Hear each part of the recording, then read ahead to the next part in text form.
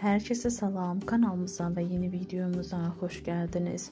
Müğənni rəqqasanə İsmailova ev dustaqlığına buraxıldıqdan sonra ilk dəfə açıqlama yayıb.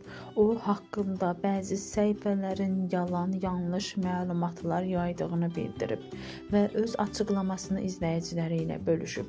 Biz də sizlərə təqdim edirik. Siz də videomuzu bəyənməyi, kanalımıza abunə olmağı unutmayın.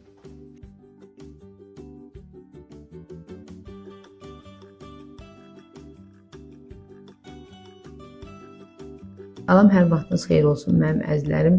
Allaha çox şükürlər olsun ki, mən azadlıqdayam. Və bir çox məqamlar var ki, onlara aydınlıq gətirmək istəyirəm.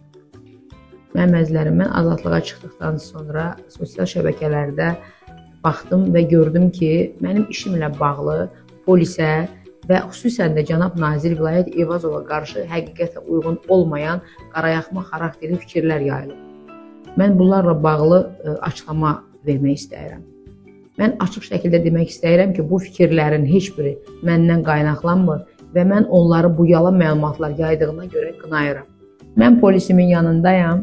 Mən cənab nazirimiz Vilayət Eyvazovun uğurlu fəaliyyətini bir vətəndaş olaraq dəstəkləyirəm. Mən onun ədalətinə güvənirəm və bugün azadlıqda olmağıma görə